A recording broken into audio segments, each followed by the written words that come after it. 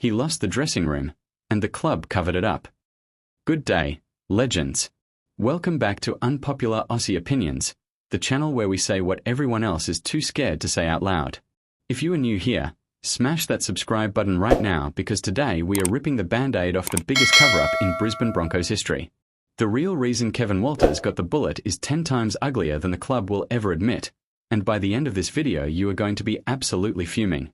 Let us start with the fairy tale the Broncos want you to swallow. Mutual decision, family reasons. Kev wanted to spend more time with Billy and the grandkids. Mate, give me a spell. That press release was written by the same marketing department that tried to sell us the pink third jersey. The truth is Kevin Walters lost the entire playing group, lost the board, lost the fans, and most importantly lost the plot, and the club had no choice but to pay him out and sweep it under Red Hill before the stench killed the membership drive. First red flag that nobody wants to talk about. The senior players stopped listening to him in 2023. Yes, the same year they somehow made the grand final. How did that miracle happen? Simple.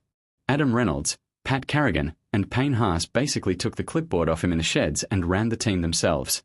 Multiple sources inside the club, people who were there every single day, have told me the exact same thing. After round 15 Kevvie was a ghost. He would do the press conferences, he would pick the 17 on paper, but the leadership group was making every single call on the field and in the video room. The players liked Kevvie the bloke, but they had zero faith in Kevvie the coach. Second massive issue, the recruitment disaster. Who signed Jordan Riki to that insane extension when he could not even make the Queensland Cup team consistently 2 years earlier? Who gave David Fifita a written offer, let him walk around with it in his pocket for 6 weeks, then got outbid by the Roosters and looked like a bunch of amateurs? Who thought bringing in Gosiewski and Fletcher would fix a forward pack that was getting smashed every week? Every single one of those decisions came straight from the head coach's desk. The recruitment staff begged him to chase Addin Fonua-Blake. He said no because he already had enough Polynesian boys. Quote, unquote. That is not gossip. That is on the record from people who sat in the meeting. Third, and this one will make your blood boil, the way he treated the young kids. Jaden Campbell, Blake Moser, Kobe Black, all of them sat in Queensland Cup while he kept picking washed-up veterans who were stealing their spots and delivering nothing. Why? Because those veterans were his mates. Corey Jensen played 24 games in 2024 and got dominated in every single one of them, yet somehow he was undroppable. Meanwhile Moser is carving up Cup and getting told to wait another year because we have to look after the senior blokes. That is the exact culture that destroyed the Broncos in the Wayne Bennett wilderness years, and Kevin Walters brought it straight back. And do not even get me started on the Reynolds contract saga.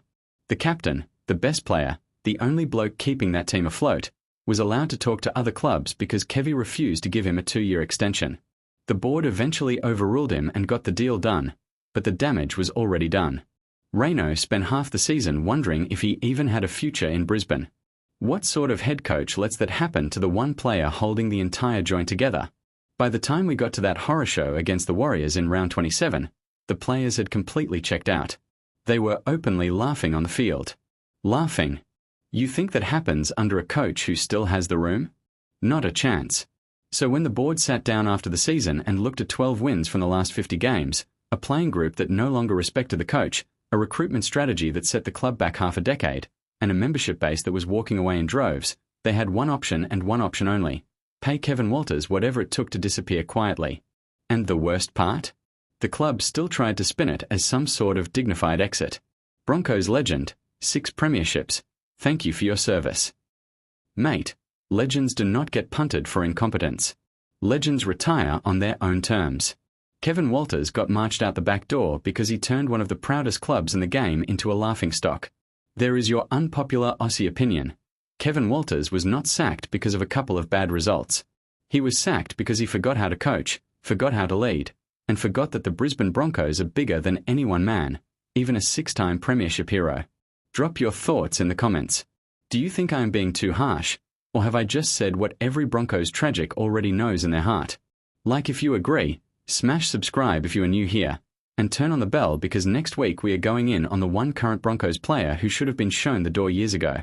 This is Unpopular Aussie Opinions, and we will catch you in the next one.